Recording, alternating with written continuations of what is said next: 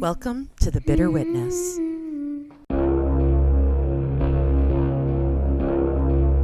Don't be scared. Hello! Welcome back. I'm Rebecca, and I'm your host for The Bitter Witness. I hope you've had a good week. I've had a good week. The temperature got up to +3 Celsius, which is 37 Fahrenheit. It was so beautiful and warm. I sat out on the front porch in shorts and a t-shirt, soaking up the sun and warmth. Hey, I'm Canadian. I gotta take the sun when I can, especially in February.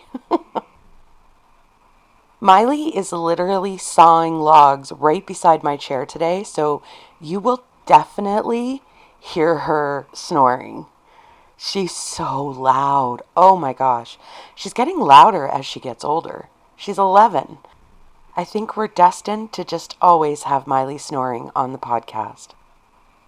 We also have rain today, so it is falling off of my broken eaves trough that the ice has bent, and so you will hear like a drum beat in the background, so I'm doing what I can. That's about it from my little corner of Ontario. Let's get the business out of the way, shall we? If you like this episode or any episode, please head on over to the Patreon page and give the show some love. For less than a tube of sunscreen, you can help me to continue bringing you episodes each week. You can also support the show on Spotify, and don't forget to give the show a 5-star review over on Apple. Apparently, it helps the show in the algorithm. You all know how I feel about the algorithm, don't you? Like, follow, and share the show on whatever platform you're listening to. Stop by our Facebook or YouTube page and leave a comment or share a post with everyone you know or don't know for that matter. Everyone is welcome here. Send a suggestion for a future episode or just drop a line and say hi. I'm listening at thebitterwitness@gmail.com. That's enough of the business. Let's get to this week's case. As I said, the dogs are sleeping beside me, so puppy ASMR will be brought to you by both Miley and Piper this week. So grab a cup of tea, sit back, and relax as I tell you about the Cowden Family murders.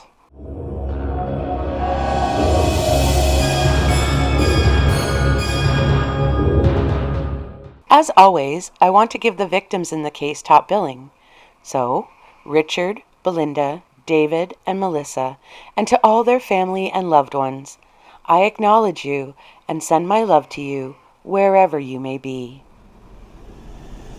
Camping is often painted as the quintessential, wholesome family adventure, an escape into nature's calm, sleeping under a vast canopy of stars with only the gentle crackle of a campfire for company. Yet that very romance masks a profound vulnerability. The canvas walls of a tent, sealed by little more than a simple zipper, offer a fragile barrier against the profound evil that can lurk inside a forest. That comforting circle of firelight, an illusion, as it defines only a small sphere of safety, while the true nature of the woods remains hidden just beyond its glow, patient and unseen. This week's case serves as a harrowing reminder of that truth, illustrating how swiftly and silently evil can breach that fragile perimeter. It underscores the chilling reality that in the quiet, seemingly innocent moments of sleep, the deep blackness of the forest isn't just empty space. It's a living shadow that can house swift, predatory intent, turning a sanctuary of peace into a chamber of terror in the space of a breath, before fading back into the trees as silently as it came.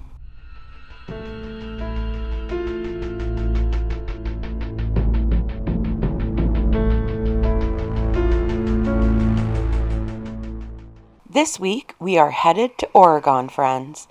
Oregon is the home of the Oregon Trail, Crater Lake, and tater tots.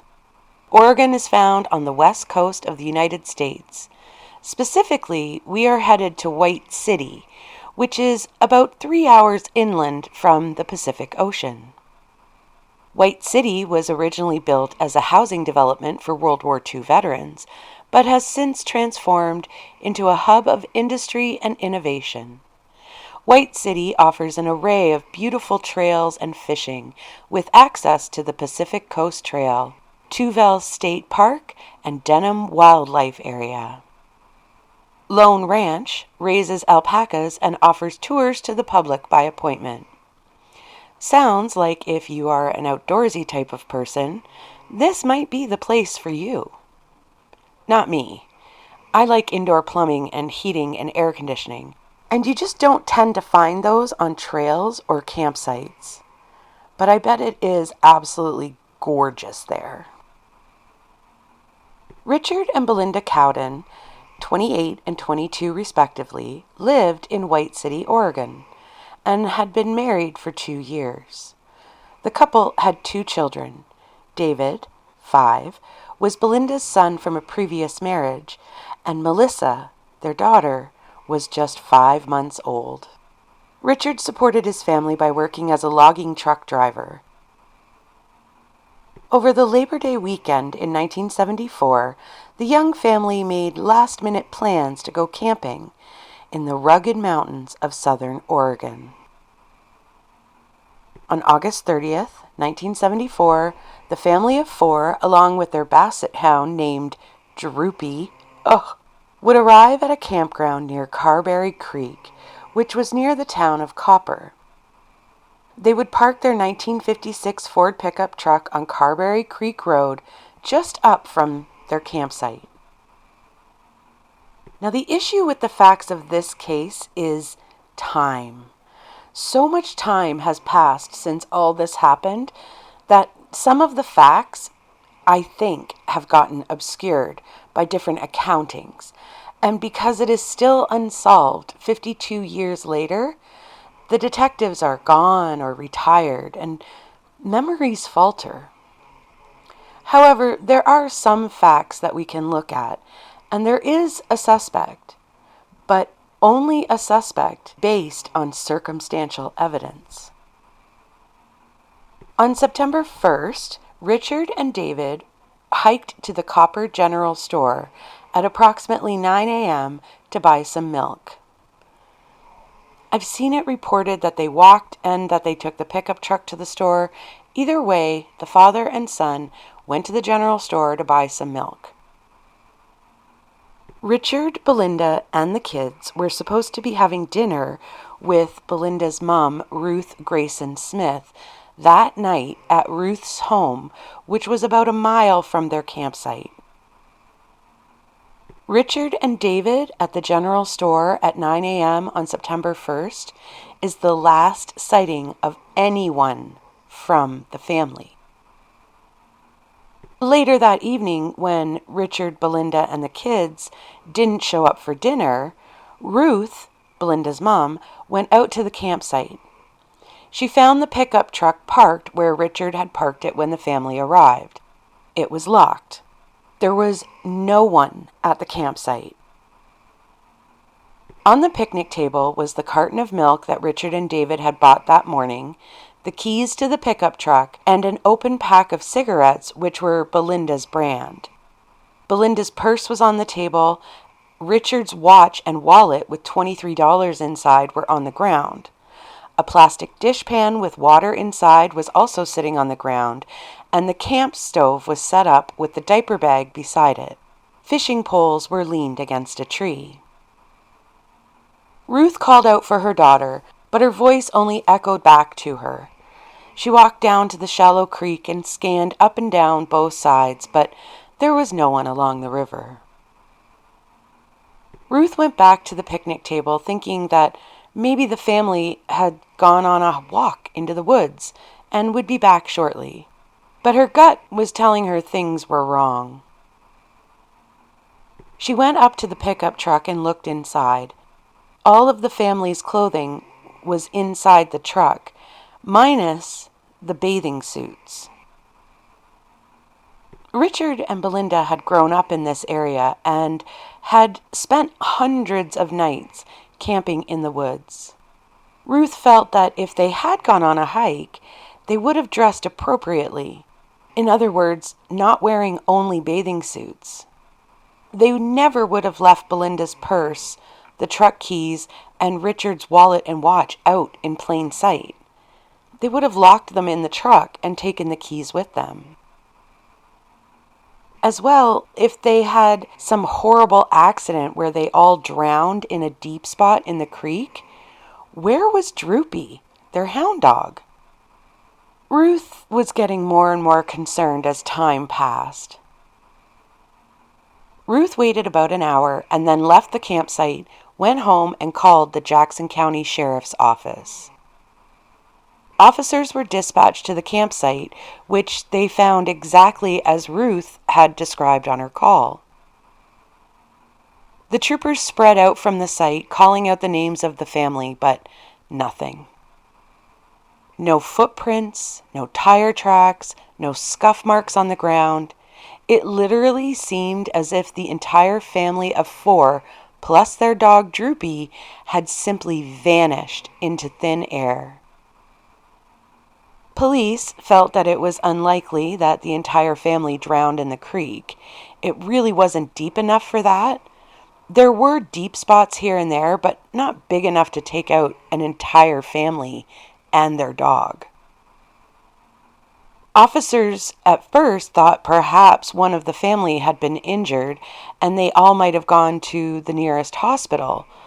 But that was a few miles away. Wouldn't they have taken the truck?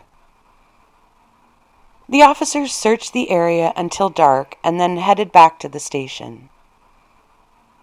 Early the next morning, September 2nd, Droopy was found scratching on the door of the Copper General Store. The dog was hungry and appeared tired, but other than that, he had no injuries. This is not a good sign. Because there was no sign of foul play at the campsite, the search for Richard, Belinda, and the kids was delayed, according to the police, about a day. But when the search did begin, it quickly became one of the largest searches conducted in Oregon's history.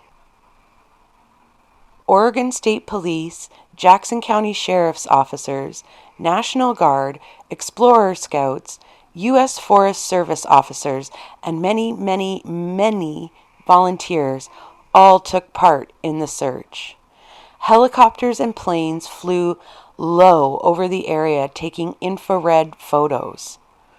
Every road and trail was searched within a 25-mile radius.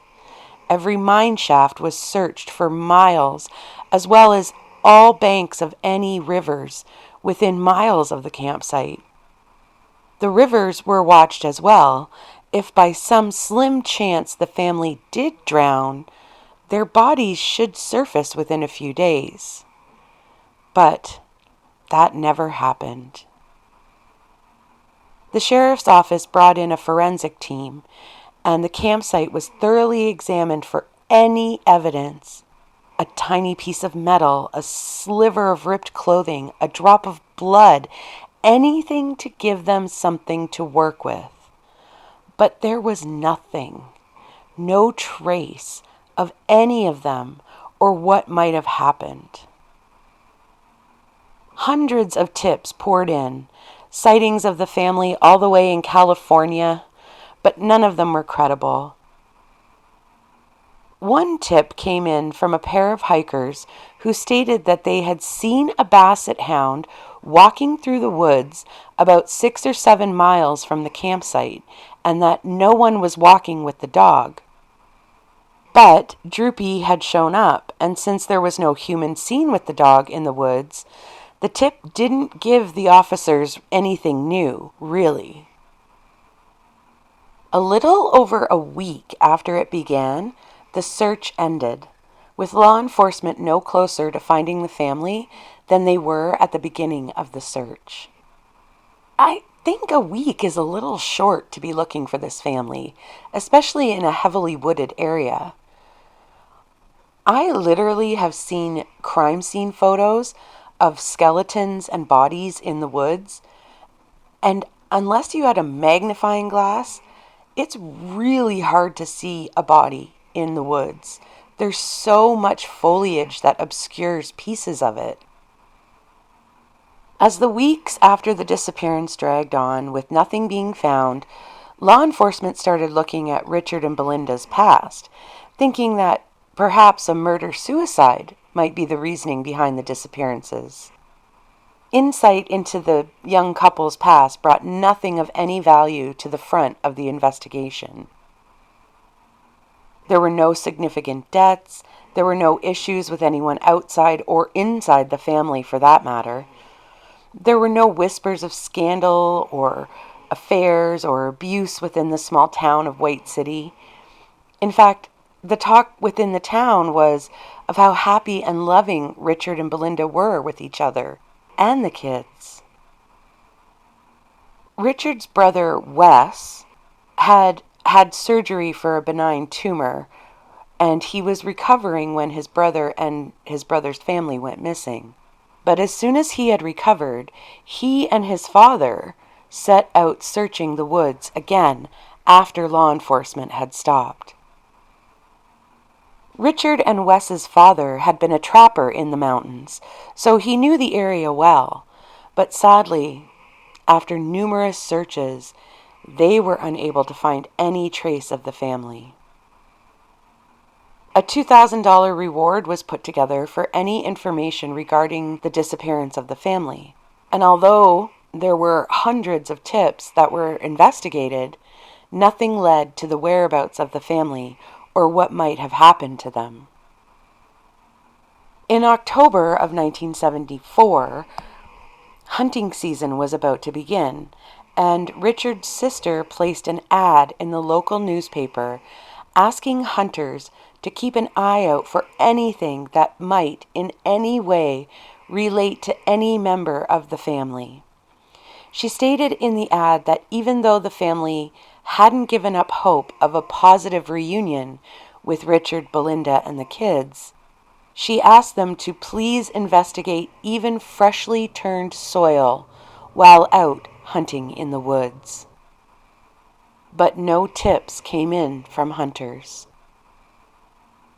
Almost 8 months after the family's disappearance, on Saturday, April 12, 1975, 2 men came to the Carberry Creek to do a little gold prospecting.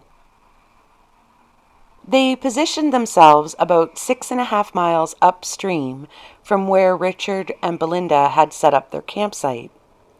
There, they came across a bone, then another. The bones were almost forming a trail.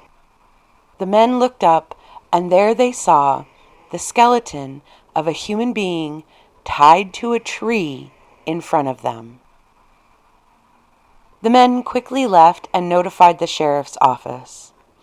Officers arrived on the scene very quickly and began to search the area. But by 9:30 p.m., darkness had set in, and they had to stop searching. They were pretty certain that from the size of the skeleton tied to the tree, that it was Richard Cowden, but they had to let the other experts determine that for sure. At first light, officers began combing through the forest near to where the body had been found, when they came upon a small cave in a hillside. The opening to the cave appeared to have been almost completely sealed with loose rocks, but some had fallen away from weather, leaving the opening just barely visible. When they looked inside, they saw a scattering of bones on the floor of the cave. The partially skeletonized bodies were removed from the cave. It appeared there was an adult female and 2 children, a toddler and an infant. The entire area was searched.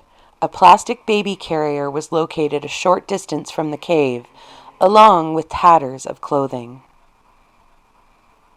Using dental records, the bodies were positively identified as Richard, Belinda, David, and Melissa. The medical examiner determined that Belinda and 5-year-old David had been shot with a .22 caliber weapon, and baby Melissa had died from severe trauma to her head. Because Richard's body had been tied to the tree and exposed to the elements, cause of death was not able to be determined. No gun was found near any of the bodies, meaning whoever had done this to the family had taken it with them. Law enforcement felt as though whoever had done this must have either currently lived in the area or previously lived in the area, as they must have known where the cave was located, where Belinda and the children were found. Once the story hit the news, a man came forward who stated that he had been helping with the search back in September for the family, and that he had searched that cave where Belinda and the children were found, and at that time, they were not in there. Police had the man take them to the cave he had searched because they figured he was probably talking about a different cave. But when the man led police to the cave, it was the cave where Belinda and the children's bodies were placed. If we believe this man, in September they were not there. And this is only 7 miles from the campsite. They did that huge search with like a radius of 25-30 miles out from the campsite. I'm pretty sure someone would have noticed Richard tied to a tree. I'm just saying. A family from California had been camping a few miles upstream from Richard and Belinda on the Labor Day weekend of 1974. They stated that 2 men and a woman in a pickup truck parked near their campsite and stared at them, making them feel so uncomfortable that they packed up their camp and moved. But the people who were camping didn't really have a good description of the people in the truck, just a vague description of what the pickup truck looked like. With nothing really to go on, law enforcement started a huge pervert roundup. A report from the parole board about an inmate piqued some interest for the detectives. Dwayne Lee Little, 25 years old, had been paroled on May 24, 1974, just 4 months prior to the Cowden family going missing. When Little was 16, he was apparently the youngest offender to be placed within the adult prison system. Apparently, he got some notoriety for this, something any mother would be proud of. I'm going to tell you right now that Little is a shit pig. In 1964, Little was 16 years old. He was a popular kid, president of his class, and captain of his football team. His family lived in Lane County, Oregon, which is about 3 hours north of where the campsite was. His family lived on a rural property and were described as poor. Nice. That's what I want to be remembered as. Just poor. Not a nice person or even an asshole, just poor. As if that somehow describes how a person acts. Oh, I miss the 50s and 60s. Orla Faye Phipps was 16 years old, and her family's property, from what I can piece together, actually touched the Littles' family property. At the very least, Orla lived very close to the Littles' property. And P.S., I love that name, Orla. Unique and beautiful. I love it. On November 2nd, 1964, Orla left her home to go for a ride on her horse. Several hours later, Orla's horse returned to the family property without Orla. She was found a short time after the family notified the police of her being missing. She had sustained several skull fractures, had suffered many stab wounds, and her throat had been slashed. The autopsy also determined that Orla had been raped after she had died. Ew. Little was convicted and sentenced to life on February 11th, 1966, for the murder and rape of Orla Phipps. This was the first time that a minor was tried as an adult in Oregon, which is why Little was the first minor to be placed in the adult prison system in Oregon.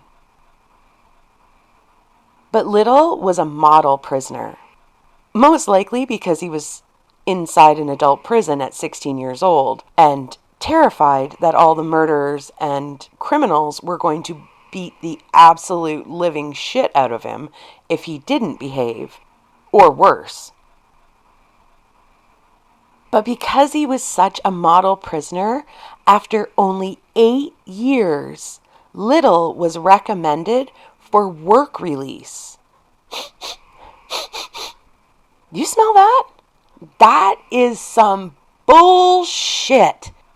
8 years for brutally murdering and raping a girl after she was dead?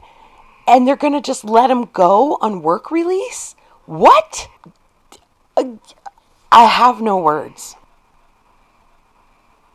On February 6th, 1974, he was transferred to Portland's Men's Center, which is a very, very minimum security halfway house, I think, and began working at a concrete plant for $2.50 an hour. According to reports, he was a perfect employee at this job. Of course he was. On May 24th, 1974, 3 months of working and staying at this halfway house, Little was released on parole. Completely released. You're done. You've been good. 8 years and 3 months for brutally murdering that beautiful little 16-year-old girl, and away with you. You go live your life.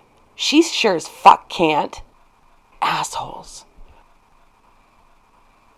There were only 2 conditions for his parole. He wasn't allowed to possess a weapon, and he couldn't return to Lane County, where he had murdered Orla. And they threw in the adjoining county, Benton County, for good measure. By the summer of 1974, Little's parents had moved to Jackson County, and in fact, quite close to the campsite where Richard and Belinda had been. Little and his girlfriend were also living with his parents that summer. With all of these little tidbits about Little, police went to speak with him, but he denied knowing the Cowdens or ever seeing them, and there was no evidence connecting Little to the murders. Little's girlfriend would later go to police and tell them that she saw him with a .22 caliber shotgun during the Christmas holidays of 1974, which was the same caliber used to kill Belinda and 5-year-old David. So, on January 12, 1975, Little's parole was revoked and he was sent back to prison. Once Little had his parole revoked and he was sent back to jail, police asked him to take a polygraph test about the Cowden family murders. They told Little that if he took the polygraph test, they would drop the charge of him having a firearm, which in turn would allow his parole to continue. But Little refused to take the polygraph. He decided that he would rather go to jail, having his parole revoked for having a gun in his hand, than taking a polygraph test about the murders. Yeah, I would say that's the better option. What are you afraid of? That said, You all know how I feel about polygraph tests, but remember, this is 1974, and polygraph tests can be used as a tool in some cases. Like I said, they're so unreliable that they need to be in a museum of extinct forensic tools. But using the possibility of undergoing a polygraph test is a tool in itself. In law enforcement's minds, if you have nothing to hide, taking a polygraph test should be no issue. There would be no reason to refuse the polygraph test if you were telling the truth. It's a kind of thing, let's just say. While he was back in prison, a cellmate of his, Floyd Forsberg, informed police that Little had confessed to murdering the Cowden family. However, Little would continuously deny that he had done this and that the confession had ever taken place. According to police, Forsberg had some details of the crime that he claimed had been told by Little, that only the killer would know. But law enforcement also knew the value of a jailhouse snitch in court, so nothing really ever came of this information. On April 26, 1977, Little was paroled again from prison. This is unbelievable. He got life for Orla's murder, and he is being paroled like he did a break and enter and stole some bubble gum from a variety store. Like, really? He managed to stay out of trouble for about 3 years. And then, on June 2nd, 1980, he picked up a pregnant woman whose car had broken down. This was 23-year-old Margie Hunter. Once Little had Margie in the car with him, he sexually assaulted her and beat her savagely. Thankfully, Margie and her unborn child were able to escape and both survived the attack. Little was charged and convicted of attempted homicide and kidnapping and sentenced to 3 consecutive life sentences. According to the Jackson County law enforcement, Little informed them that on the Labor Day weekend of 1974, he and his parents went on a camping trip in the mountains, but he swore that they were never anywhere near where Richard and Belinda and the kids were camping. Law enforcement had a gigantic mountain of circumstantial evidence against Little for the Cowden family murders, but nothing they could conclusively say was him. Because there was no evidence found at the crime scene and no concrete evidence to tie Dwayne Lee Little to the Cowden family murders, it remains unsolved to this day. Today, 52 years later, Dwayne Little is housed in the Oregon State Penitentiary. He is now 77 and has spent the majority of his life behind bars. In some reports, I saw that he will become eligible for parole in 2040, when he will be 92 years old. To this day, the disappearance and brutal murders of Richard, Belinda, David, and Melissa remain unsolved. And that, my friends, is the case of the Cowden family murders.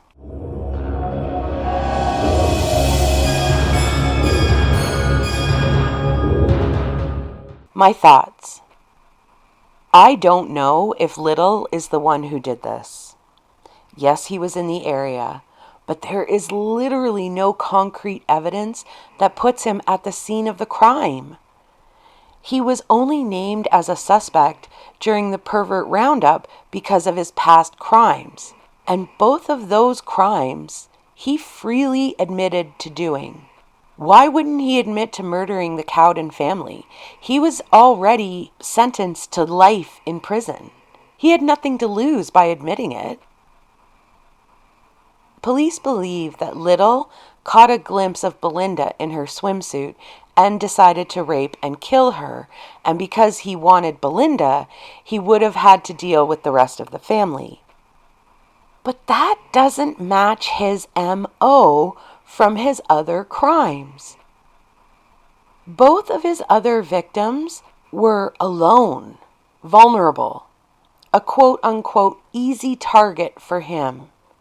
Belinda had a dog, children, and a husband with her. Police also believe that the 3 people seen in the pickup truck were Little and his parents scouting for a victim, and that his parents helped him in the crime. But I have a problem with that theory.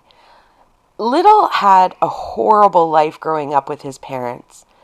And the vibe I got from everything I read was that there was no love lost between Little and his parents, specifically his father. It literally was a case of shit pig raising another shit pig. His parents were horrible people. So why all of a sudden would they help him kidnap and murder an entire family? That just doesn't make sense in my head. Like, my brain is saying there's just no way. I'm not saying he didn't do it, but I also can't say he did do it. Is he a shit pig? Abso-fucking-lutely. But being a shit pig doesn't mean he's guilty of kidnapping and murdering an entire family. If an intruder had come upon the family and taken them from the campsite, the motive couldn't have been for any monetary gain. Belinda's purse, Richard's wallet and watch, and the pickup truck with the keys on the table were all still there. So was the motive sexual because Belinda was a beautiful 22-year-old woman? Maybe. But if it was a sexual motive for Belinda, that's a lot of collateral damage you need to take care of. Being the dog, the husband, the kids, just to get that woman when you could probably go up the road and find another beautiful woman who's by herself. It seems like a lot of work, you know? From the milk being on the table, we can assume that Richard and David made it back to the campsite, and that would give us a little bit of time before whatever happened. Would Richard put up a fight to save his family? Maybe. But if he did, there was no evidence of a scuffle inside or anywhere near the campsite. It literally seems like someone took them by surprise and had a weapon. How else would they get 2 adults to willingly walk away from the site? Perhaps whoever did this was able to get a hold of little David as he was playing by the creek and held him at gunpoint, which in turn would make the adults comply and calmly walk off the campsite. Or perhaps there was more than one person with weapons and they surrounded the family and walked them out of the campsite. My guess would be there was a vehicle used to move the family to wherever they were taken, as the bodies were found 7 miles away from the campsite. That's a long way to keep 2 adults and a baby and a toddler under control and walk them that far. But there must have been a cabin or a house or a shelter of some type that the family was taken to, because I kind of tend to believe the searcher who said the bodies weren't inside that cave in September. And if he was able to walk the police to that specific cave, he sure as shit would have seen a man tied to a tree dead outside the cave. Don't you think? I think whoever did this kept the family somewhere away from the mountains until all the major searches were finished in the area and then brought back the bodies. If police had have found that shelter or house, there would have at least been some kind of evidence of the family being there. They had a baby, and babies leave a lot of remnants of themselves. Police seemed to hone in on Little as soon as they read his rap sheet. And that isn't a bad thing, but they kind of got tunnel vision on Little, and perhaps they should have kept a more open mind and kept investigating other people in the area. Whoever murdered Richard, Belinda, David, and Melissa knew the mountains well. They must have spent hours walking through those woods, and they knew exactly where they wanted to dispose of the bodies. They weren't traipsing through the woods, dragging 4 bodies, looking for a cave. They took them there.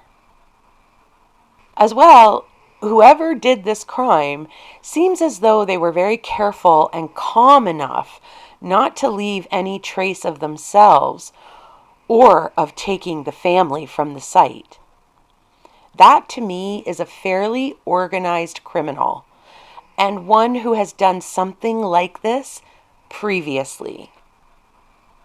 Little, to me, when I look at his crimes, seems to be more of a disorganized criminal or an opportunistic criminal, one who flies by the seat of his pants and takes victims as he comes across them. Those two types of criminals don't usually flip-flop back and forth. They usually stay in one lane or the other. If Little is the killer of the Cowden family, then he is exactly where he should be, and he will remain there, more likely than not, until his last breath. But if he wasn't responsible for the brutal and savage murders of the Cowden family, then there is someone out there who has gotten away with murder. I guess you'll have to decide for yourself.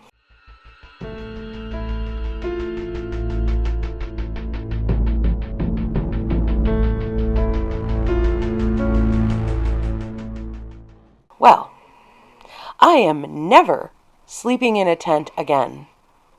Ever. I didn't like camping to begin with, because there's no air conditioning, but I always got freaked out sleeping in a tent because there was no lock on the zipper, and I always felt like, okay, maybe I've seen too many horror movies, but I was always waiting all night for like a giant sharp claw to slice through the side of my tent and just slice me to pieces. I'm never going camping again, ever. Ever, ever, ever. And this was just an awful case, and this poor family has never really received any answers or justice. And that is a true crime. And with that, I think we'll leave it there for this week. Stay safe, get your pap test done, and enjoy your day today. This has been a Bitter Witness production.